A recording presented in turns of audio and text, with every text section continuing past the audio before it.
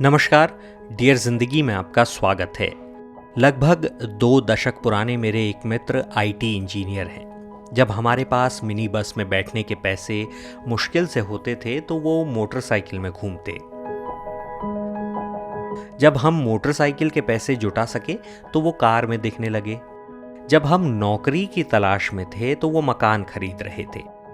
इस सब के बीच खास बात ये रही कि वो जिंदगी से कभी भी संतुष्ट नहीं रहे। उन्हें लगता था कि ईश्वर ने उनके साथ न्याय नहीं किया, कुछ ना कुछ कमी रहती है। हमेशा किसी न किसी से शिकायत करते रहते थे। संदेह और प्रेम की कमी भीतर ऐसा खालीपन भरते हैं कि हम रूखे और कठोर हो जाते हैं। धीरे धीरे ये भाव स्थायी बनता जाता है। चित्त में जो भाव ठहर जाए वो आसानी से नहीं बदलता। मेरे मित्र दिनेश वर्मा को एक बार वीरेंद्र सहवाग से शिकायत हो गई। शिकायत क्या हुई, इसके बाद से तो वो मोहम्मद कैफ को दुनिया का सबसे अद्भुत बल्लेबाज बताने लगे। उनमें ऐसे गुण खोज निकाले जो खुद कैफ को भी नहीं पता थे। इसके साथ ही सहवाग के बारे में हमेशा नकारात्मक विचार से वो घिरे रहते। जाहिर है सहवाग को तो इससे अंतर नहीं पड़ा, लेकिन दिनेश वर्मा सहवाग के स्क्रीन पर कुछ अच्छा करते ही परेशान हो जाते। सोचने लगते कि अरे अब मैं लोगों से नज़र कैसे मिलाऊंगा, लोग क्या कहेंगे, तुम्हारी बात तो गलत निकली, तुम्हें तो कुछ पता ही नहीं है।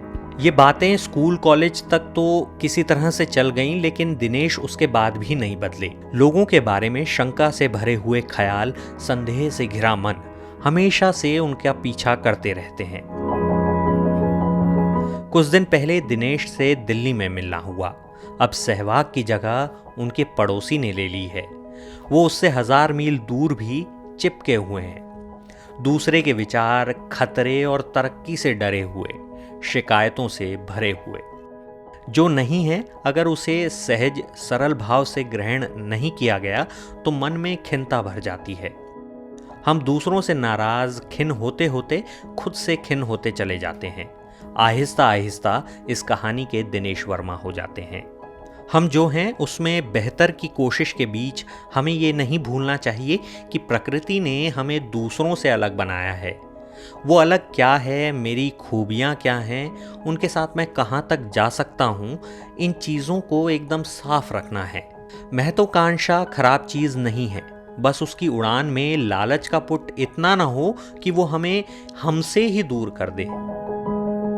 चीज़ों की कमी का असर रूह पर ना पड़ने देने वाली जीवन शैली हमारे समाज की विशेषता रही है। लेकिन बाजार की रोपी अधूरी हसरतों के फेर में हम ऐसे उलझे कि सारे मूल्य, नैतिकता को अपनी किताब, घर, समाज से पूरी तरह से दूर ले गए। सब कुछ सही होने की आशंका सुखद है, मुमकिन नहीं, होना तो चाहिए लेकिन संभव नहीं।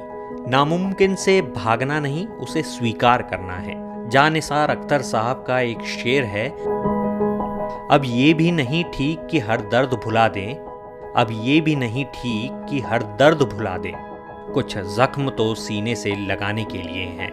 ये शेर जीवन में सुख दुख के तालमेल को कितनी खूबसूरती से बयां करता है। जिंदगी का फूल संघर्ष की धूप के बिना नहीं खिलता। इसे हमें बहुत अच्छी तरह से समझना और बच्चों को समझाना है। इसके तनाव, निराशा के भाव से सहजता से निपटा जा सकता है। तो डियर जिंदगी का ये अंक आपको कैसा लगा, हमें ईमेल के जरिए dayasankar.mishra@zmedia.slgroup.com पर लिखकर भेजें। आप फेसबुक पर हमारे पेज को लाइक करें और यूट्यूब पर चैनल को सब्सक्राइब करें। धन्यवाद।